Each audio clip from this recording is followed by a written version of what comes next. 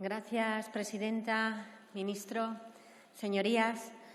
Vamos a hablar en esta interpelación de un colectivo al que muchas veces no prestamos demasiada atención. Nos acordamos de ello cuando hay elecciones. En ese momento sí nos acordamos y, además, cuando presentamos una medida concreta para estas personas, lo anunciamos por todo lo alto de tenemos una propuesta para los jóvenes. Pero mucho me temo, señorías, mucho me temo, ministro, que nuestros jóvenes necesitan más que eso. Nuestros jóvenes merecen más que eso. Nuestros jóvenes merecen políticas integrales, políticas que les permitan iniciar su andadura personal, iniciar su andadura laboral. Políticas que les permitan iniciar su desarrollo dentro de la sociedad, sabiendo que sus representantes estamos con ellos en esa primera etapa del camino. Y, ministro, ahora lo necesitan más que nunca. Los jóvenes españoles son uno de los colectivos más afectados por la crisis económica y social provocada por el COVID-19. Tenemos que actuar con urgencia para lograr que esta crisis no ahonde más en los problemas que tienen nuestros jóvenes, señorías. Unos problemas que ya estaban en nuestro país antes de esta crisis, pero si no les ponemos solución, lo que se van a convertir son en problemas estructurales. Los jóvenes, durante su etapa formativa, sufren las consecuencias de 40 años de reformas y contrarreformas educativas que el Partido Socialista y el Partido Popular han realizado en el ámbito de la educación. En ningún momento han tratado la educación como un asunto de Estado. Esas consecuencias también las han sufrido claramente en el ámbito educativo todos aquellos que se han visto abocados al fracaso escolar, pero también aquellos que han estudiado y han terminado sus estudios obligatorios de formación profesional, y también aquellos que han entrado en la universidad. Porque, señorías, nos olvidamos que estas personas pusieron todo su esfuerzo para formarse, entrar en el mercado laboral, aportar cada una de ellas dentro de su campo su talento a nuestra sociedad. Y lo que hemos hecho es darles la espalda. Esas personas, cuando acaban su formación, se encontraban con un mercado laboral que no contaba con ellos, con unas barreras enormes. La distancia que separaba las aulas de las empresas era y sigue siendo demasiado grande. Al final, cuando estas personas consiguen entrar en el mercado laboral, a lo que se enfrentan es a una precariedad en su grado máximo. Y les decimos que perseveren, que es lo que les toca, pero, señorías, no les toca eso. Lo que les toca es aportar ideas, es aportar talento, es aportar fuerza, ganas, y no encontrarse con salarios que no les dejan salir de casa de sus padres. Cuando los jóvenes entran en el mercado laboral, ni siquiera pueden salir de casa de sus padres, no pueden independizarse. Y al final esto se traduce en un descenso de la natalidad, que cada vez llega más tarde, con los riesgos que eso supone para las madres, también para los niños que nacen a edades de cuando las madres son bastante mayores. Con lo cual, vemos que se establece una situación o un círculo que imposibilita el desarrollo pleno de nuestros jóvenes. ¿Y saben qué, señorías? Que si no hacemos nada para evitarlo, esos niños que nacen con este tipo de problemas van a encontrarse con el mismo problema que han tenido sus padres. Y, desde luego, señor Ábalos, esto no es lo que se merecen nuestros jóvenes. Permítanme ponerle cifras a esta exposición, porque es importante tener cuál es el contexto con datos de la situación de los jóvenes en España. La tasa de paro entre las personas de menos de 25 años es de un 37,7%, 20 puntos más que la media de los países de la Unión Europea. Hablamos también de precariedad y casi de la mitad de los jóvenes lo que tienen es un contrato temporal.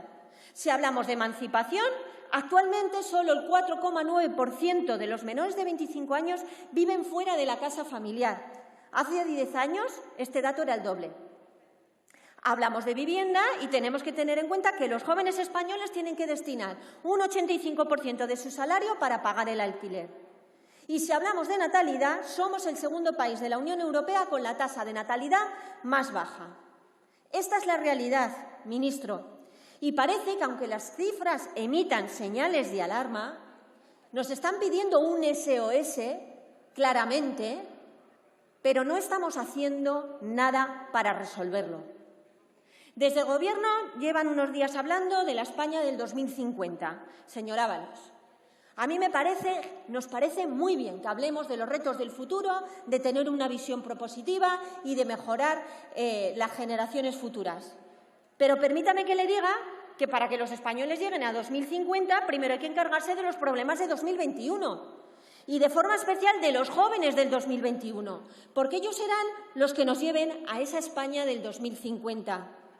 Y ya que hoy vamos a hablar en un foco específico en vivienda, porque es imposible abordar toda la exposición de todas las materias que afectan a los jóvenes en esta interpelación, en materia de vivienda queda muy claro que la situación actual viene de una nefasta política de vivienda por parte de la Administración pública. No ha habido políticas de vivienda serias y efectivas en nuestro país y por eso nos encontramos ante un gran déficit en lo que es el ejercicio del derecho fundamental a la vivienda. Es la consecuencia de que los poderes públicos no han invertido lo suficiente para ampliar el parque público de vivienda. Según los últimos datos que tenemos, de los que disponemos a través del estudio elaborado por el Banco de España sobre la crisis del COVID-19 y su impacto sobre las condiciones económicas de las generaciones jóvenes entre los años 2014 y 2017, la subida de los precios del alquiler absorbieron en los años previos a la pandemia un porcentaje elevado de la renta de los hogares jóvenes.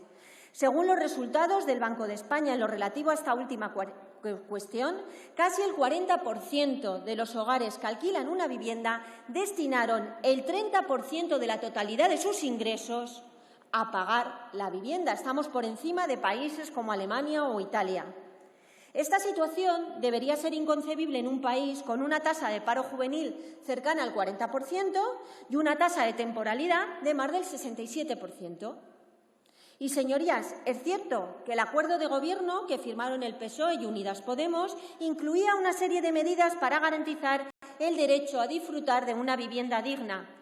Pero resulta que el Gobierno lleva meses paralizando cualquier tipo de medida contundente para abordar este reto por falta de consenso, de entendimiento entre los partidos de la coalición. Pues mire, señor Ábalos, los jóvenes de nuestro país no pueden esperar más tiempo a que el Gobierno de España resuelva sus desavenencias internas y adopten medidas urgentes para empezar a resolver esta situación.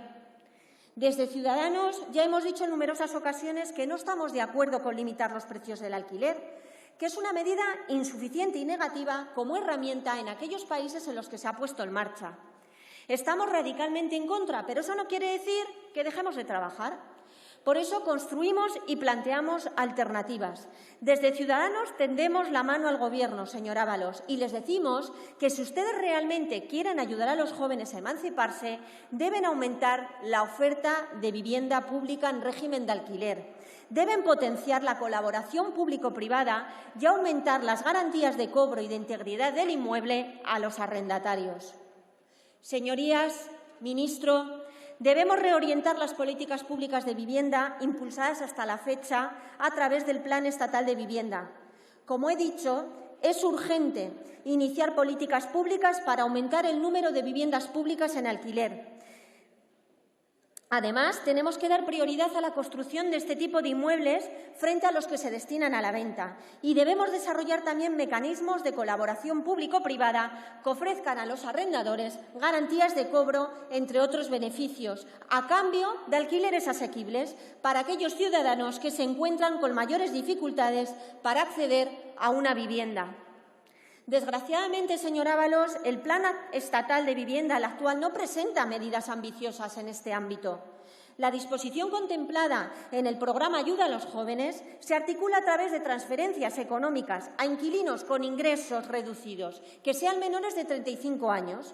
Pero los estudios nos indican que este tipo de políticas lo que acaban provocando es un incremento de los precios, por lo que los arrendatarios, al final, no acaban beneficiándose de las ayudas directas. Así que, ministro, le pido que nos explique qué medidas piensan tomar desde el Ejecutivo para facilitar el acceso de los jóvenes a la vivienda. ¿Qué medidas piensan tomar desde el Ejecutivo para facilitar que aquellos jóvenes que pertenecen a grupos vulnerables tengan garantizado el acceso a la vivienda? Como le he dicho, no es el único problema que tienen los jóvenes en la actualidad, pero sí uno de los más importantes.